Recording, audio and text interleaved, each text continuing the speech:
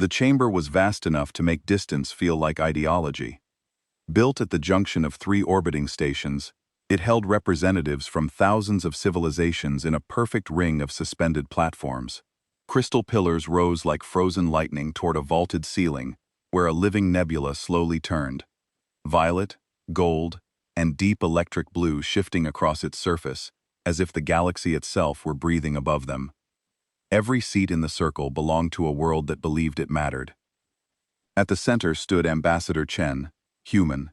She wore no ceremonial armor, no cultural regalia, no symbols of intimidation or superiority. Only a plain gray suit, worn clean but simple, like something chosen for practicality rather than performance. She looked small here, not just physically, but politically, a single voice in a chamber, built to drown out single voices. Across from her loomed Commander Vra of the Korean Empire. He did not need to stand to dominate the space. 9 feet of red-scaled muscle and armored physiology, his presence radiated the kind of confidence that came from a species that had never learned to doubt its own strength. His yellow eyes fixed on Chen with open disdain, as if patience itself were beneath him. Behind him stood 6 Korean warriors. Motionless, armed, a violation of council protocol so obvious that no one dared acknowledge it. Vrad did not lower his voice. The Korean Empire formally demands the immediate surrender of the human colony worlds, New Seattle, Vishnu, and Terra Nova. A ripple moved through the chamber. Not shock, not outrage. Calculation. Every delegate watching to see whether humanity would bend or finally break. Chen did not react immediately. She simply studied him, the way one studies a predictable system before proving it wrong. Then she spoke. Calm, even, unhurried. Demand noted, she said. A pause. And in that pause, something shifted, not in her voice, but in the room itself. Because the galaxy had heard enough human speeches to expect negotiation, fear, or refusal. What they did not expect was silence, treated as an equal response. Chen finally tilted her head slightly. You're missing a few details, she added. Vra's eyes narrowed. And what details would those be, human? For the first time, Chen smiled. Just barely. The ones you didn't survive to record last time you tried this, his voice booming through the chamber. These systems lie within territory that rightfully belongs to us. You have 1 standard week to evacuate your settlers. Several delegates shifted uncomfortably in their seats. The Cryans had been growing more aggressive over the past decade, conquering 12 star systems. Most species simply moved out of their way. The Cryans were too strong, too numerous, too willing to use violence. Chen did not move.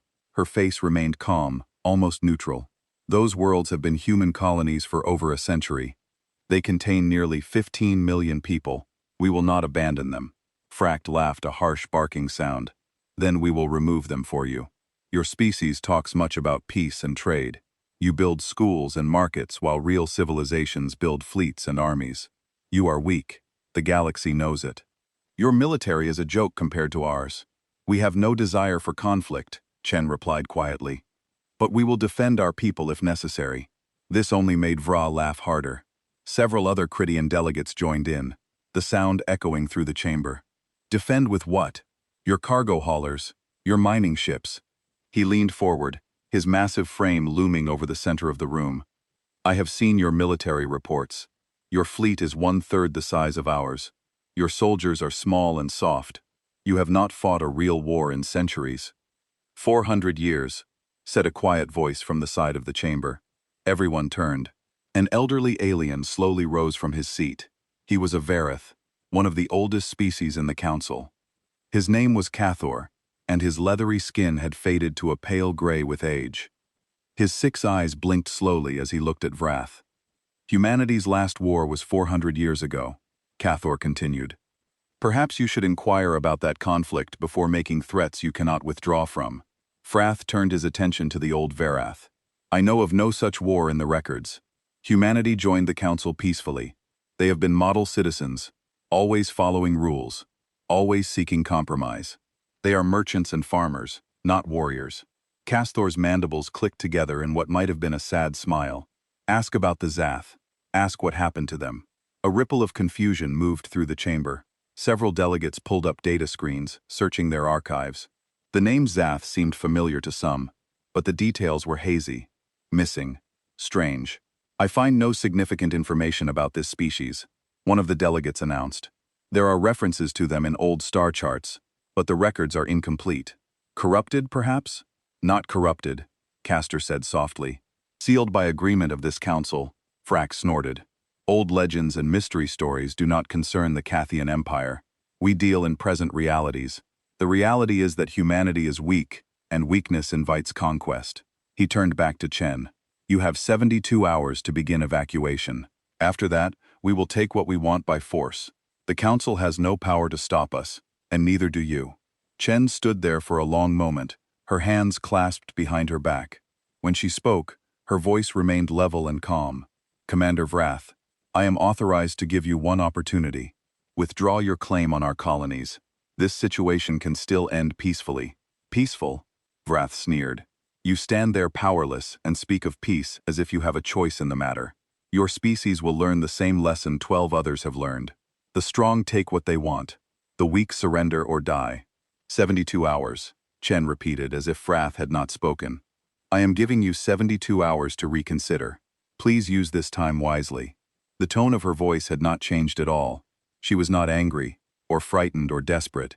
She simply stated a fact as if reading from a weather report. Somehow that made it worse. Several delegates felt a strange chill move through the chamber. Vrath slammed one of his 4 fists on the speaker's platform. I do not need your permission or your time limit, human. The Cridian Empire does not take orders from prey species. He gestured to his warriors. We are finished here. In 3 days, we will demonstrate what real military power looks like. I suggest the rest of you watch carefully and remember this lesson. The Cridian delegation marched out of the chamber, their heavy footsteps echoing off the crystal walls.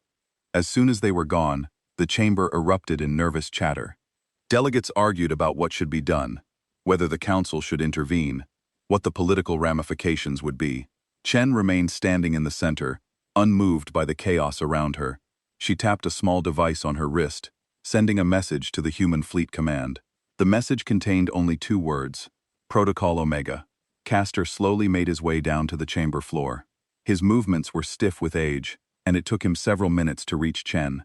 The other delegates were too busy arguing to notice. Do they really not know? Castor asked quietly when he reached her. Chen looked up at the old Varith.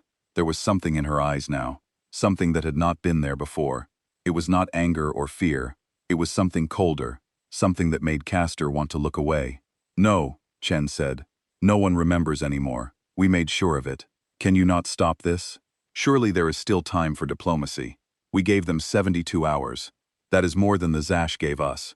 Chen's voice remained calm, but each word fell like a stone. We will follow every protocol. We will file every form. We will give them every chance to turn back. But Castor, you know what happens if they do not. The old Varath skin pad even further. Yes, I was there when the council agreed to seal the records. I remember. He paused. I remember why we were all so eager to forget. Then you understand why this must happen if they proceed. I do. I just wish. Castor trailed off, his 6 eyes sad. I wish the galaxy had a longer memory. If they knew, truly knew, they would never threaten you. Chen nodded slowly. That is the price of peace. We agreed to become the merchants, the diplomats, the quiet ones. We agreed to let the galaxy forget what we are capable of. It has bought us 4 centuries of peace. That is worth something. And now we see if the Cridians are wise enough to listen. I hope they are. I truly do. But the look in her eyes said she did not believe they would be. Castor watched as Chen walked calmly out of the chamber, her shoulders straight, her pace measured and controlled. She looked like a diplomat going to file paperwork. But Castor knew better. He had been there 400 years ago. He had seen what happened when humanity stopped being diplomats. He said a quiet prayer for the Cridians, though he knew it would not help. Some species had to learn the hard way. The galaxy would remember this lesson, at least for a little while. The Cridian warfleet assembled in the darkness between stars. 300 warships, each one bristling with weapons and shields. Commander Vra stood on the bridge of his flagship, watching the tactical displays with satisfaction. In 2 days, They would cross into human space and take what was rightfully theirs. Let the humans cry to their council. Let them beg for mercy. The Critians would show the galaxy what happened to species that refused to submit. "Sir," one of his intelligence officers called out, "we have been reviewing historical databases as ordered. There are some unusual findings regarding the species Castor mentioned. The Zathresh? What about them?" Frack did not bother to look away from the displays. "The records are strange, sir. We can find references to the Zath in old star charts and trade logs. They controlled a region of space near human territory about 400 years ago, but detailed information about them is missing. Not corrupted. Deliberately removed. Removed by whom? Unknown, sir. But it appears to have been a council-wide effort. Multiple species databases show the same gaps. We managed to find one intact military archive entry." The officer pulled up the document on the main screen. Brock read it, frowning. "The Zathresh War duration 11 months. Human casualties 8.3 million. Zathresh casualties." He paused. "Data expunged. What does that mean?" "Unknown, sir. We cannot access the full report. But we did find some biological data about the Zather themselves before the war." The officer brought up an image. Even Vra felt a moment of unease looking at it. The Zather had been massive creatures, 12 feet tall, and heavily muscled. Their bodies were covered in natural armor plating, dark blue and thick.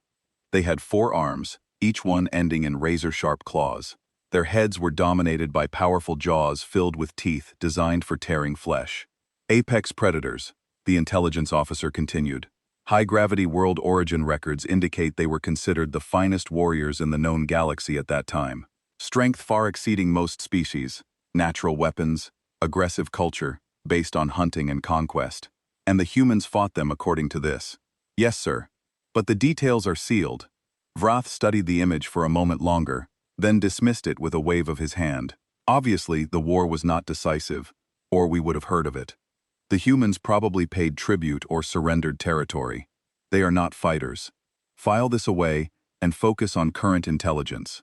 "Yes, sir. But across the galaxy, others were looking for the same information, and some were finding pieces of the truth." On the council station, Castor sat in his private chamber, reviewing files that most people did not have access to anymore. His security clearance was one of the highest in the council. He had been a senior member for 600 years. He remembered things that others had been allowed to forget. The Zath had been terrifying. That was the simple truth of it. They were born killers, bred by evolution, on a brutal world where only the strongest survived. When they developed space travel, they did not seek to trade or explore. They sought to hunt. For 2 centuries, they had terrorized the galaxy. They would descend on colony worlds, kill the inhabitants, and take what they wanted. They did not conquer territory. They did not build empires.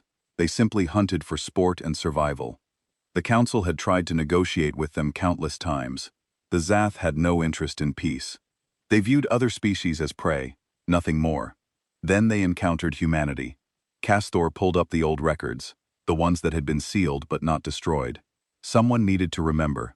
Someone needed to know what happened, even if it could never be spoken of publicly. The first contact had been peaceful. A human colony ship had sent greetings when Zath vessels entered the system. The Zath response was to destroy the colony ship and then descend on the planet below. New Columbia, population 2.7 million. The Zath spent 3 days hunting humans through the streets and forests. They broadcast the entire thing across local space, their equivalent of entertainment. Humanity sent diplomats. The Zather killed them on sight and sent back the bodies. Humanity sent military vessels with warnings to stay away from human space. The Zather destroyed the fleet and attacked 2 more colonies. New Mumbai, population 3.1 million. New Lagos, population 2.5 million. They glassed the planets from orbit, turning the surfaces into burning wastelands. Humanity came to the council, following every proper channel. They showed evidence of the attacks. They requested intervention. They asked the council to mediate. The Zath ignored all council communications. They announced that humans were their new favorite prey. Small and weak, but surprisingly clever. It made the hunt more interesting. The council debated. The Zath were powerful, dangerous. What if intervention made things worse? What if the Zath turned on the council itself? Perhaps humanity could relocate their colonies, Perhaps they could pay tribute. Perhaps a compromise could be reached. For 6 months, the council debated while the Zath continued to hunt humans. Then, humanity stopped asking permission. Castor remembered the day the human delegate had stood before the council. Her name had been Ambassador Rodriguez. She had been calm, just like Chen, unnaturally calm. "We came to you in good faith," Rodriguez had said. "We followed your laws. We respected your processes. We asked for help while our people died. You gave us debates and committees and discussions. So, we will solve this problem ourselves. Consider this a formal notice. Humanity is withdrawing from council oversight for the duration of this conflict. When it is over, we will return. This Thresh will not," the council had protested. They had no authority to wage a war of extermination. It was against all galactic law. They would be punished, expelled from the council. Rodriguez had looked at them with cold eyes. "Punish us after we bury our dead, if you can." That had been the last time humanity asked permission for anything. The war lasted 11 months. That was all. In the first month, humanity pulled back all their colony ships and civilians from anywhere near Zathresh space. They evacuated whole worlds. The Zath thought the humans were running, and they gave chase, eager for more prey. They found human military fleets instead. Castor pulled up the battle reports.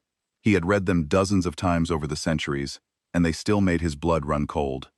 The humans fought with a precision and ruthlessness that shocked everyone. They did not try to capture Zath vessels. They destroyed them, every single one. They did not take prisoners. They did not negotiate.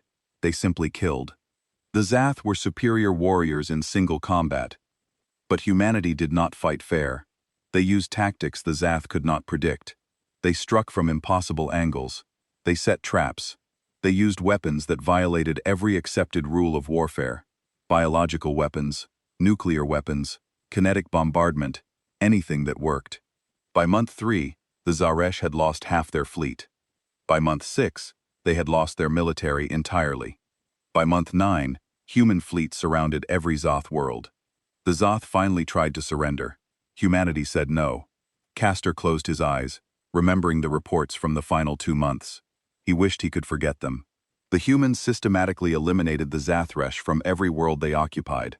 Not just the warriors, everyone. They said it was necessary. The Zath were too dangerous, too violent. They would never stop hunting, never stop killing. The only way to protect the galaxy was to remove them entirely. And then when the last Zath died, humanity did something even more terrifying. They erased them. They destroyed historical records. They collapsed the Zathresh homestar, turning their entire solar system into a black hole. They removed the species from existence so thoroughly that future generations would not even know they had existed. Then humanity came back to the council and asked to rejoin. The council had been faced with a choice. They could refuse humanity and risk becoming the next target, or they could accept them back and pretend none of it had happened. The council chose survival. They agreed to seal the records. They agreed to never speak of it. In exchange, humanity promised to return to being peaceful members of galactic society. For 400 years, that agreement had held. Castor opened his eyes and looked at the current reports. The Krydian fleet was assembling. They would attack in less than 48 hours. They had no idea what was waiting for them. He sent a message to the Kryan Emperor directly and privately. He attached some of the sealed records enough to show the truth. He begged them to reconsider. The Emperor never responded. Castor sat alone in his chamber and waited. He knew what was coming. He had seen it before. The galaxy was about to remember why they had agreed to forget. The Krydian fleet crossed into human space exactly 72 hours after the ultimatum had been delivered. Commander Vrock expected resistance at the border.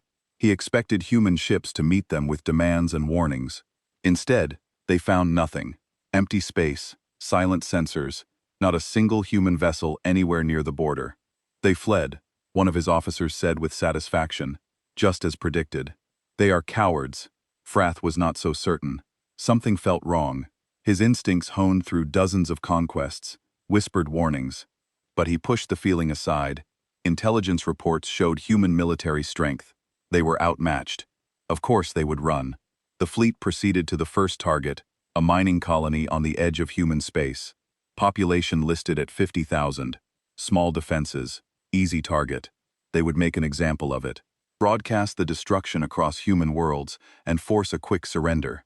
When they arrived, the colony was empty. "Scan the surface," Frath ordered. "Find them." The scan showed nothing. No life signs. No power signatures. The colony had been evacuated completely. Buildings still stood, but every human was gone. Taken away on ships that must have left weeks ago. "They knew we were coming," the tactical officer said, confused. "They prepared. Move to the next target," Frack ordered. "A larger colony. 100,000 people. That one could not have been evacuated so easily. It was also empty." "What is this?" Vray growled. "Where are they, sir?" "Receiving a transmission from the third planet in this system. It is designated as Threshold Station, Human Military Installation. Put it on screen." The image that appeared showed a human male in a dark uniform. He wore the rank insignia of a fleet admiral. His face was weathered, scarred across one cheek. His eyes were flat and cold. Nothing like the diplomatic ambassadors the Krydians had met before. "Kythian vessels," the admiral said calmly. "You have entered human space with hostile intent. You have refused diplomatic solutions. Under Protocol Omega, all civilian populations have been evacuated from forward colonies. All that remains is military forces. If you proceed, you will be met with lethal force. You have one final opportunity to withdraw. Choose wisely." Frack laughed. "One installation threatens 300 warships. Humanity's arrogance knows no bounds. Tactical, destroy that station." The tactical officer's hands moved across the controls, then stopped. "Sir, the station is heavily defended. I am reading weapon signatures that do not match any known human military technology. Impossible. Our intelligence is current. Nevertheless, sir, those are not standard defensive platforms. I am reading gravitational anomalies, energy buildups, and wavelengths I do not recognize." And the officer's voice trailed off. "Sir, there are ships, dozens of them. They were hidden in the station's sensor shadow. They are powering up weapons." "How many?" 57 vessels, sir. Destroyer class and larger. They are moving to intercept. 57 against 300. The number still favored the Krydians heavily. Brack smiled. "All vessels attack formation. Destroy the defenders, and then reduce that station to atoms." The battle began. It was not what Vrath expected. The human ships moved with impossible coordination. They did not charge forward to meet the Krydian fleet in honorable combat. Instead, they split into small groups and struck from multiple angles simultaneously. Their weapons were devastating. Beams of coherent gravity that crushed Krydian vessels like tin cans. Missiles that accelerated to relativistic speeds, hitting with the force of nuclear weapons. Electronic warfare that shut down Krydian systems faster than technicians could restore them. Within the first 10 minutes, the Krydians lost 20 ships. "Focus fire," Frank ordered. "Concentrate all weapons on single targets." They managed to destroy 4 human vessels. The humans did not even slow down. The remaining ships continued their precise attacks, targeting engines and weapon systems with surgical accuracy. The Cranian formation began to break apart as ships lost maneuvering capability. "Sir, we are detecting additional human forces entering the system. Multiple jump signatures. I count at least 100 vessels incoming." Fract felt cold fear for the first time in decades. This was wrong. Intelligence had said the human fleet was smaller than theirs. Where had these ships come from? The battle turned into a slaughter, not of the humans, but of the Krydians. The new human vessels hit the Kythian flanks, while the original defenders pressed the center. Krydian ships exploded in silent fury. Debris fields expanded into space. Escape pods launched by the hundreds. The humans destroyed the escape pods. "They are killing survivors," an officer shouted in horror. "That violates the conventions of war." Fract watched in disbelief as human weapons systematically eliminated every escape pod, every damaged vessel that still showed life signs. They were not fighting a war. They were exterminating an infestation. "All ships retreat," Vra finally ordered. "Jump to secondary coordinates." The surviving Krydian vessels, less than 200 now, engaged their jump drives and fled. The humans did not pursue. They simply held their position around Threshold Station, waiting on the flagship bridge.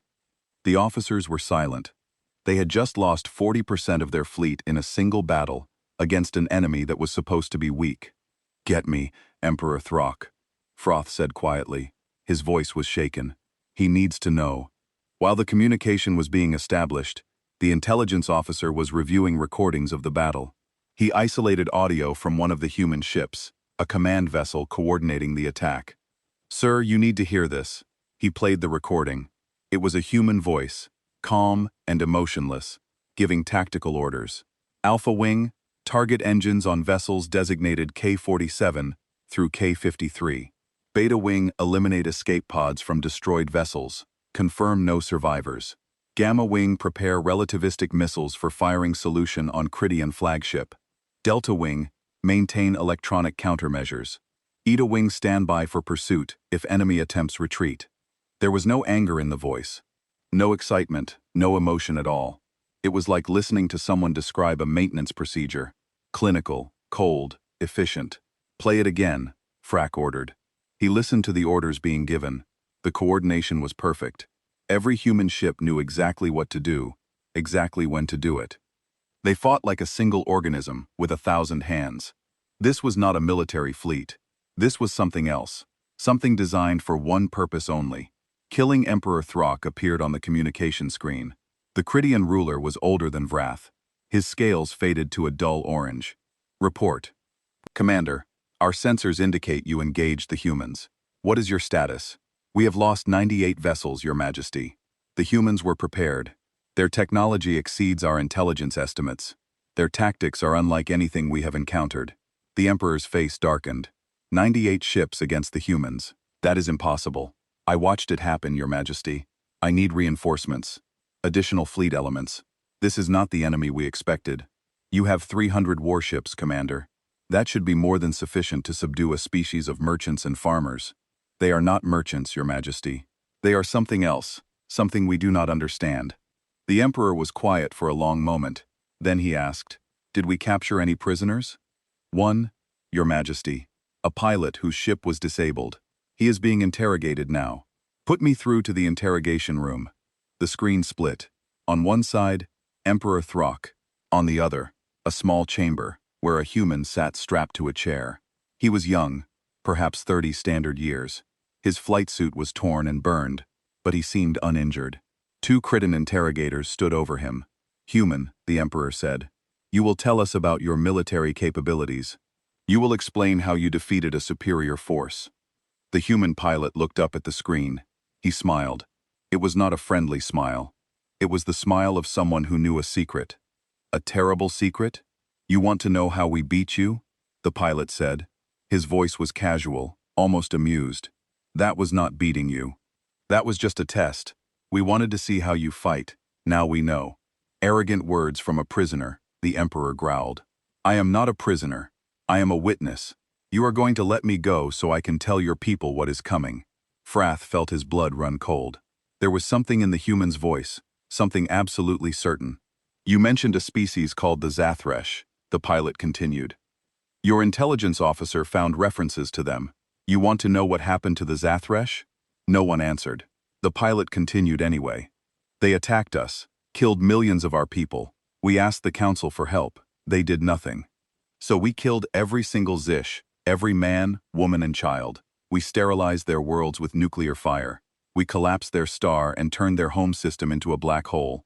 We erased them from history because we decided the galaxy was better off, forgetting that species like them ever existed." "You lie," the Emperor said, but his voice was uncertain. "The council knows. They agreed to seal the records. They agreed to let us pretend to be peaceful, because they were terrified we would do to them what we did to the Zath." The pilot leaned forward as far as his restraints would allow. "You attacked us. You refused peace. So now Protocol Omega is active. Do you know what that means?" Silence. "It means we are not trying to beat you in a war. We are trying to make sure no one ever has to fight you again. Check your long-range sensors, Emperor." The Emperor's throne room on the Krydian homeworld was built to intimidate. Massive pillars carved from black stone rose 50 feet into the air. Battle standards from a 100 conquests hung from the walls. The throne itself sat atop a platform that required visitors to look up at their ruler, acknowledging his superiority. Now, Emperor Throck sat on that throne and felt small for the first time in his life. The holographic displays floating before him showed system after system under threat. Human fleets had positioned themselves around 14 colony worlds. They had not attacked yet.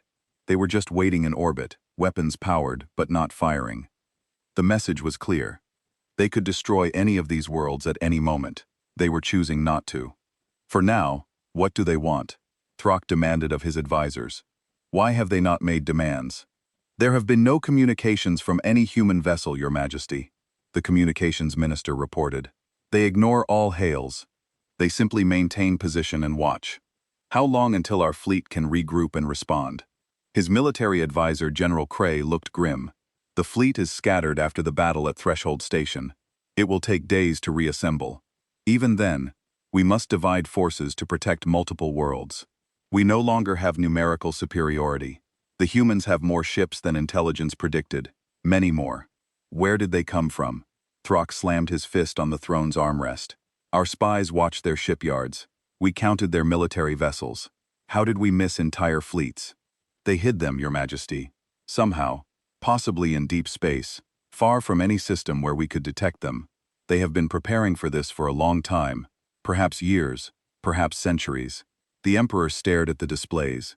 His empire was crumbling, and there was nothing he could do to stop it. What about the Council? Have they responded to our petition? The Council has called an emergency session, but Your Majesty, they are debating procedure and jurisdiction. It could take days or weeks to reach a decision. We do not have days or weeks. A new alarm sounded. The communications minister looked down at his console, his face losing color. Your Majesty, we are receiving a transmission. It is being broadcast to every screen, every device, every communication system, across all Krydian worlds simultaneously. We cannot block it. Show me. The holographic displays changed. A human appeared. Female, older, wearing the same dark uniform the Admiral at Threshold Station had worn. Her hair was gray, cut short and practical. Her expression was calm. Behind her, a large display showed a star map of Krydian space. People of the Krydian Empire, she began. Her voice was translated into Krydian language perfectly. My name is Fleet Admiral Sarah Chen, Supreme Commander of Human Military Forces. Your government has initiated hostilities against humanity. We asked for peace. We offered compromise. We exhausted every diplomatic option. You chose war instead. She paused, letting the words sink in. Every Krydian across 14 worlds was watching now. They had no choice. The broadcast could not be turned off. You believed we were weak because we prefer peace. You believed our military was inferior because we have not fought in centuries. You made a mistake. We are not weak. We are patient. There is a difference. The star map behind her zoomed in on one of the colony worlds, a beautiful planet, mostly ocean, with large islands. Population 30 million. One of the Krydian Empire's most productive agricultural worlds. 400 years ago, another species made the same mistake you have made. They were called the Zathrush. They were apex predators, physically superior to humans in every way. They attacked our colonies, killed our people. When we asked the Galactic Council for help, they debated while our people died. So we solved the problem ourselves. The display showed something new. Images. Old footage from 4 centuries ago. It showed the Zathresh, massive and terrifying. It showed them attacking human colonies. It showed burning cities and fleeing civilians. The Zath killed 8 million humans. We asked them to stop. They laughed and killed more. So, we activated Protocol Omega, the same protocol your government has triggered. In 11 months, the Zathresh ceased to exist. Not defeated, not conquered, eliminated. We removed them from the galaxy because we determined they were too dangerous to survive. The images changed. They showed human warships. They showed worlds burning. They showed the cold mathematics of total war. Emperor Throck watched in growing horror as the footage documented the systematic destruction of an entire species. We did not enjoy it, Admiral Chen continued. We did not celebrate. We mourned what we had been forced to become. When it was over, we went to the Council and made an agreement. We would return to being peaceful members of galactic society. We would become merchants and diplomats and builders. In exchange, the Council would seal the records of what we had done. They would let the galaxy forget. She paused again. When she spoke next, her voice was harder. For 400 years, we kept that agreement. We became the species the galaxy wanted us to be. Quiet, peaceful, harmless. We hoped that would be enough. that no one else would be foolish enough to threaten us. But every few centuries, someone forgets. Someone decides to test us. Someone makes us remember what we are capable of. The display changed again. It showed real-time footage of Critian colony worlds. Human ships in orbit. Weapons charged waiting. Your emperor attacked our colonies, threatened our people, refused peace. So, we have activated Protocol Omega once again. Our ships surround your worlds. Our weapons are prepared. We can eliminate your species just as thoroughly as we eliminated the Zathresh. Every world, every ship, every trace of your civilization can be erased within a matter of days. Throck felt his heart's pounding. The throne room was completely silent. His advisors stared at the display, frozen in fear. But we do not want to, Admiral Chen said softly. We never want to. Killing an entire species is not a victory. It is a tragedy. It haunts us even now, 400 years later. So we are giving you one final choice. The same choice we gave the Zathresh, though they refused to take it. She leaned forward, her eyes intense. Surrender completely and unconditionally. If you do, your people will live. Your worlds will survive. You will face consequences for starting this war. But you will have a future if you refuse. If you fight us, we will do what is necessary to ensure you never threaten anyone again. We will turn every Crithian world into a graveyard. We will hunt down every ship, every station, every outpost. We will do to you what we did to the Zathresh. The display changed one final time. It showed a countdown timer. 72 hours. Your emperor has 72 hours to surrender unconditionally. If he agrees, he will order all military forces to stand down. He will present himself to the Galactic Council for trial. He will accept any terms humanity deems necessary to ensure lasting peace. If he refuses, or if any Critian vessel attacks any human target during this time, the countdown ends immediately, and we begin. Admiral Chen stood. Behind her, the star map showed all 14 vulnerable colony worlds, the countdown timer ticking down on each one. We do not want to be monsters, but we will be if we must. Choose wisely. This is your only warning. There will not be another. The broadcast ended for a long moment. No one in the throne room moved. Then chaos erupted. Advisors shouting. Military commanders demanding permission to attack. Diplomats begging for negotiations. Everyone talking at once. Throck sat frozen on his throne, staring at the empty space where Admiral Chen's image had been.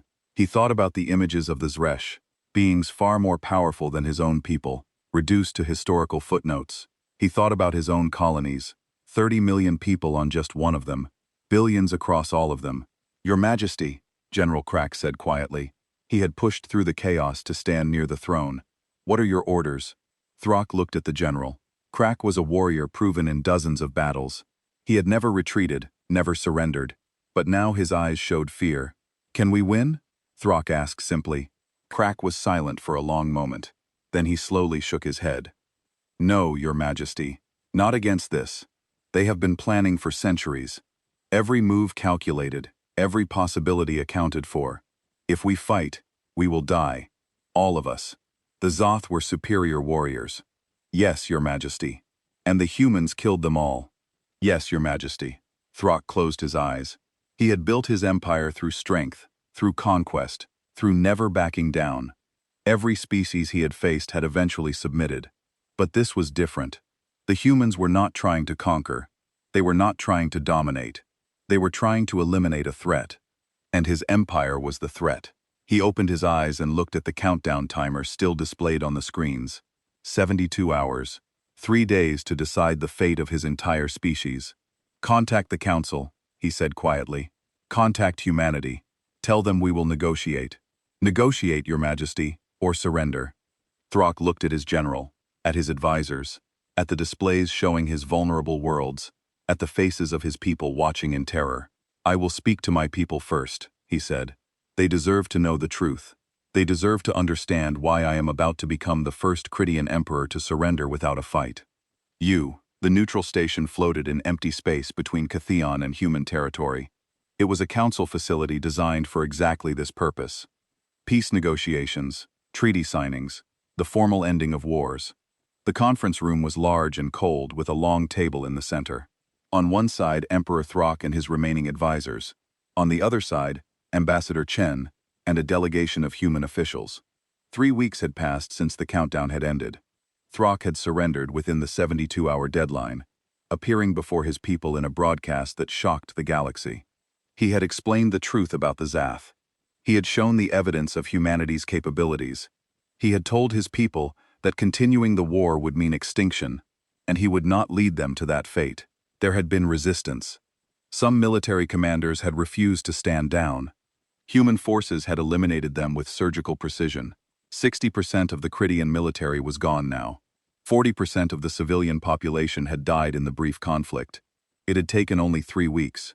Now the survivors sat across from the humans and waited to learn what their future would be. Throck looked at Ambassador Cheney, was the same woman who had stood in the council chamber and calmly given them 72 hours to reconsider. She looked exactly the same now, calm, patient, unmoved by the death and destruction that had followed her warning. Emperor Throck, she began formally, you have agreed to unconditional surrender. Do you understand what that means? Yes, Throck said. His voice was heavy with defeat. It means we accept whatever terms you dictate. We have no negotiating position, no leverage. We are at your mercy. That is correct. Chen placed a data pad on the table.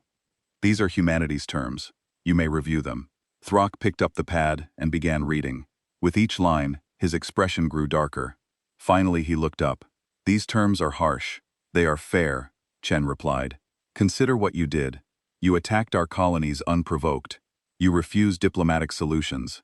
You forced us to activate protocols we hope never to use again. These terms reflect the consequences of those choices. You want complete disarmament of our military. Every vessel, every weapon. Yes. You want all Krydian worlds placed under human protectorate status for 100 years. Yes. You want war crime tribunals for all military commanders who participated in the attacks on human colonies. Yes. You want all our military technology and manufacturing capabilities turned over to human control. Yes. And you want me to stand trial before the Galactic Council? Yes. Throck set down the pad. If I refuse. Chen did not blink. Then we resume the countdown. Your worlds burn. Your species ends. You know we can do it. You know we will do it if necessary. The choice is yours. Silence filled the conference room. Throck looked at his advisors. General Crack, who had served him for decades, nodded slowly. The message was clear. Accept the terms or doom everyone. If I accept, Thru said quietly, will my people survive? Will they have a future? For the first time, Chen's expression softened slightly. Yes, we do not want to destroy you, Emperor. We never did. We want to ensure this never happens again. The terms are designed to prevent future aggression, not to punish your entire species for the mistakes of its leadership. 100 years is a long time. It is, Chen agreed. But consider the alternative. The Zather had no future at all. We are offering you one. A difficult one. Certainly. A humbling one. But a future nonetheless.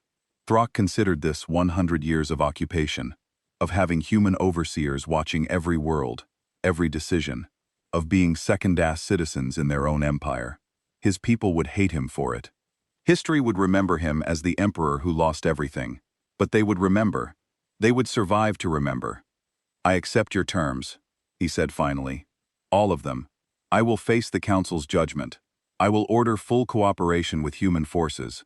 In exchange, you will spare my people. Agreed. Chen stood and extended her hand in the human gesture of agreement. Thru stared at it for a moment, then stood and took her hand. Her grip was firm, but not crushing. Not the grip of a conqueror gloating over victory, just the grip of someone completing necessary business. There is one more term, Chen said as they sat back down.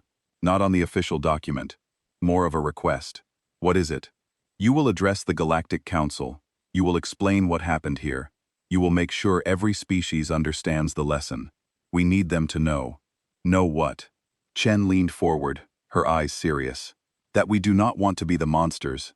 That we will do everything possible to avoid conflict, but that if forced to fight for our survival, we will do what is necessary. No matter how terrible, we need the galaxy to understand that. Throck understood. Humanity was asking him to become their warning, their example, the proof that challenging them was futile. It was a final humiliation, but it might also save lives in the future. If his story prevented another species from making the same mistake, Then perhaps his shame would have purpose. "I will do it," he agreed. "I will tell them everything." The formal surrender took 3 hours to complete. Documents were signed. Treaties were recorded. The Korean Empire officially became a protectorate of humanity. When it was done, Throck and his delegation were escorted to quarters, where they would stay until the council trial. Chen remained in the conference room with her own advisors. One of them, a younger military officer, spoke up. "Ma'am, the terms are harsh. Some are already calling them brutal. There will be criticism." "Let them criticize," Chen replied. "We did what had to be done. Nothing more, nothing less." Will a 100 years really be enough to change their culture? It will have to be. We cannot occupy them forever. That would make us conquerors, not peacekeepers. 100 years gives us time to help rebuild, to educate, to ensure the next generation grows up, understanding that conquest and aggression lead only to destruction. After that, they must choose their own path. And if they choose aggression again, Chen's expression went cold. Then we will have to make another choice, one I hope we never face. But the Critians know now what that choice entails. They will not forget, not for many generations. 2 weeks later, Emperor Throck stood before the full assembly of the Galactic Council. Every species was represented, thousands of delegates from across known space. They all knew what had happened. They had all seen the broadcasts, but they needed to hear it from him. Castor presided over the assembly. The old Varath looked even more tired than before, burdened by the weight of watching history repeat itself. "Emperor Thur," Castor said formally, "you stand accused of initiating unprovoked warfare against humanity, resulting in millions of deaths and the near destruction of your own civilization. How do you plead?" "Guilty," Throck said simply. There was no point in denial. "I am guilty of all charges. I led my people to war. I refused peace. I ignored warnings. The consequences of my actions are my responsibility alone. You will be sentenced by this council. But first, humanity has requested that you address the assembly. They wish you to explain what happened so that all species may understand. Will you do this?" "I will." Castor gestured to the center of the chamber. Throck walked to it slowly, his scales dull with age and shame. He stood in the same place Ambassador Chen had stood when he had mocked humanity. The irony was not lost on him. "I will tell you what happened," he began, his voice echoing through the vast chamber. "When we challenged humanity, we believed ourselves strong. We had conquered 12 star systems. Our military was powerful. Our warriors were brave. We looked at humanity and saw merchants and diplomats. We saw weakness." He paused, looking around at all the delegates watching him. "We were wrong. Humanity is not weak. They are something far more dangerous than any warrior species. They are patient. They learn. They remember. And when they decide that something must be eliminated, they do not defeat it. They erase it." He activated a holographic display showing the brief war, the battles, the losses, the systematic destruction of Critian military forces. In 3 weeks, humanity destroyed 60% of our military and killed 40% of our population. They did this while we had numerical superiority. They did this because they had been preparing for centuries, hiding their true capabilities behind a mask of peace. They did this because we forced them to. The display changed to show the Zathresh, the images Chen had broadcast. 400 years ago, the Zather made the same mistake we made. They attacked humanity. They killed humans. They ignored warnings. So humanity eliminated them completely. Every single member of their species. They removed them from existence so thoroughly that most of you have never even heard of them. Murmurs spread through the chamber. Many delegates were seeing this information for the first time. The council sealed those records. Throck continued. They agreed to let the galaxy forget, because they were afraid of what humanity might do if threatened again. And they were right to be afraid, because humanity made the same offer to us that they made to the Zath. Surrender or be exterminated. We chose surrender. The Zath chose death. That is the only reason my species still exists. He turned off the display and looked directly at the assembled delegates. Thank you for watching, and comment for next part.